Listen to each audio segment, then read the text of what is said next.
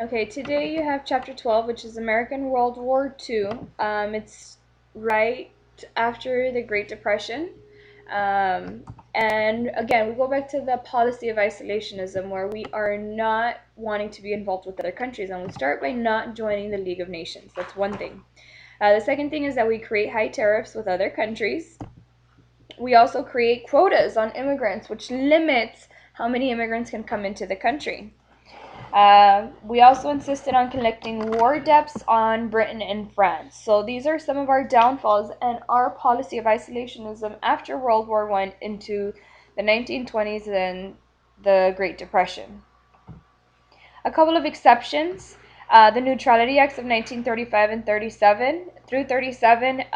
Once we find out, that there's going to be conflict in Europe, we decide to be neutral. All right, so we passed a set of neutrality acts to not get us into World War II, even though the war doesn't officially start till 1939. We decide not to get involved. And then we come up with the cash and carry policy that you can trade with those countries only if you have it on you. It's not, large loads of trade that you can do. It's just cash and carry. FDR's quarantine speech of 1937, with the spread of fascism and dictators in Europe, we felt that the best way to handle the situation is to quarantine or to keep those countries isolated and away from the United States. And if we wouldn't bother them, then they wouldn't, attack us. We have the Flying Tigers. It's a voluntary American flyers supplying China with war materials, all right, and they were fighting against Japan in Manchuria. Then you have the Lend-Lease Act of 1941. This is the same year that we get into the war, but towards the end of the year, and here we are lending and leasing supplies to Great Britain. Hitler uses his strategy, the Blitzkrieg, which really almost defeats Great Britain, and the United States decides to help out, our friends. You have the Atlantic Charter in 1941, which lays down the foundations for the United Nations after the war, and this is just kind of like a contract or agreement between these countries in Europe and the United States that we would, help each other in times of war. And of course, you have FDR's For Freedom speech that he gave in 1941 as well, and he says that every American should have their freedom of expression, which is freedom of speech, their freedom of religion, freedom from want, and freedom from fear. So this was one of the main purposes for us to actually get involved into the war, to protect these four freedoms, and this is his For Freedom speech. Now, the beginnings of World War II, the rise of fascism, again, the growth of dictatorships, and the reason it grows is because you have a depression, a worldwide depression, and when you have, desperate times, it serves for desperate measures, and this is how you have the rise of dictators in Europe, starting with Benito Mussolini in Italy, and then ultimately with Adolf Hitler in Germany. Now, the other thing that leads to World War II is the failure of appeasement. Now, that word appeasement is whenever you please someone to avoid conflict. And the Munich conference, when it started to give land and territory to Hitler without any kind of opposition, he felt, well, if it was this easy to get, these countries, I can just ask for more. And that's exactly what he did. Germany ultimately invades Poland in 1939, and World War II officially begins. The same thing in Japan.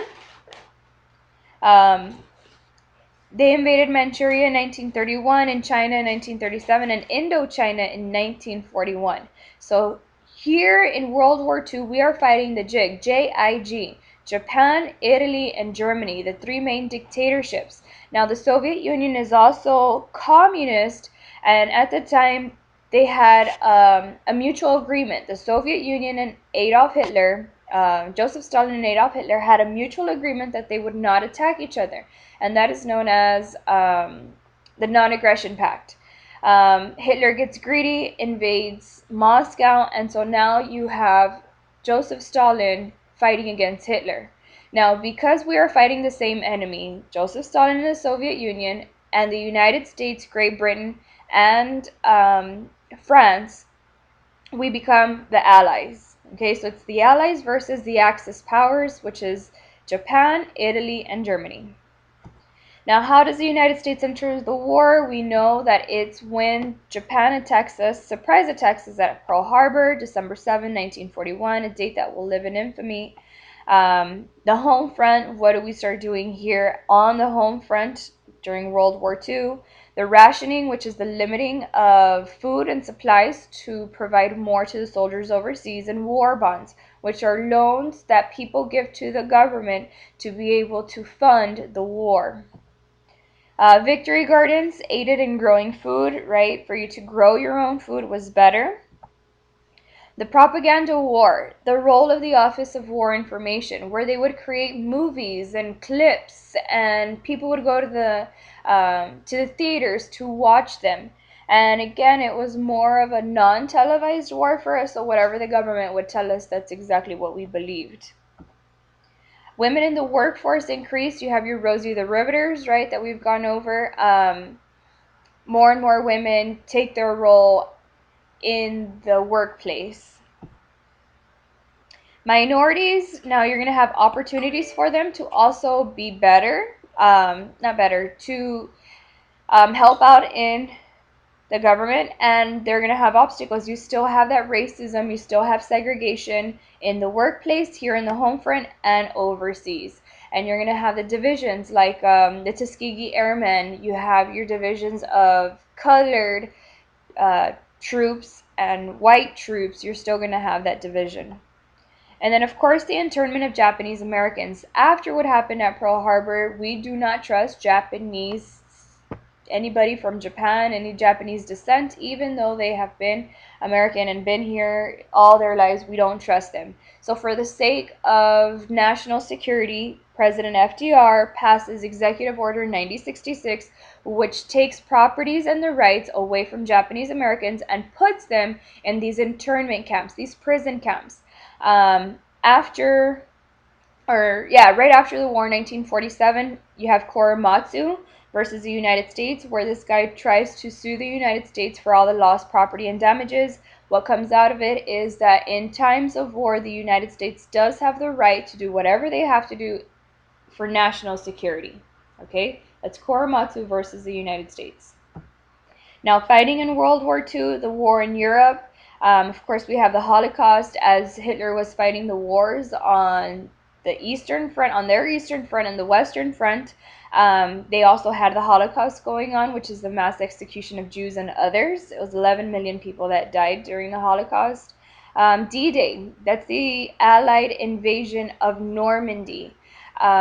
Hitler had taken over France, so France was occupied by Nazi Germany.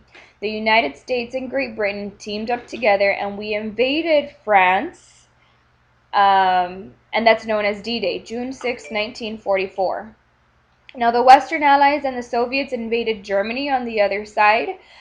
So here we kind of bombarded them from all sides, and ultimately they surrender. The war in Europe, we have the Tuskegee Airmen, which is an all African American pilot group. These were the first, colored fighters, and they get recognition for that.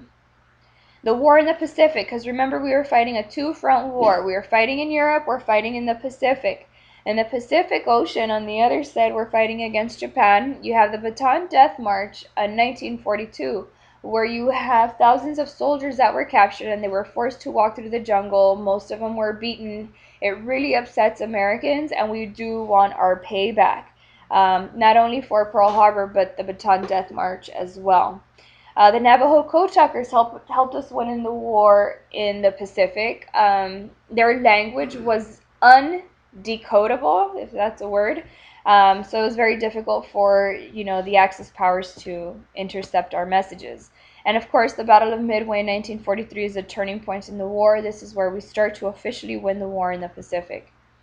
Now, what officially ends the war is the 2 atomic bombs that were dropped. This is the first and only time they have ever been dropped or used in any war. They were dropped on Hiroshima and Nagasaki. Japan surrenders and the war comes to an end. A couple of key individuals: President FDR, president during the war. He was elected 4 terms, the only president to be elected more than 2 terms. After that, you have the creation of the 22nd Amendment, which limits presidential terms to 2 terms, so it can be 8 years or a little bit more. He worked closely with British Prime Minister Winston Churchill. President Truman is FDR's vice president. He becomes president when FDR dies, and he's the one that makes the decision to drop the atomic bomb. FDR dies in April. The atomic bomb is dropped in August. The war is over in September. Vernon Baker was an African American who gets the Medal of Honor for bravery. He didn't get it till years after the war. Dwight Eisenhower was the commander of D-Day and the Allied invasion of Europe, right? And then he later becomes our president after Truman. Other key individuals, you have George Marshall, the Chief of Staff, who helped form and equip the U.S. Army, right? With the draft and selective service, he was able to build up the Army to be extremely large at the time. General Omar Bradley commanded an army that landed in the Normandy invasion. Admiral Chester Nimitz, commander of the Pacific Fleet, and he was the main person from the Battle of Midway. General Douglas MacArthur was a commander for the U.S. Army in the Pacific. And of course, George Patton, commander of the U.S. Third Army, and he was an expert in tank warfare. Now, these are all the important individuals and events that happened in World War II. You have any questions, you let me know. And for those of you who haven't turned in your money for your AP exam, make sure you turn it in. Thanks.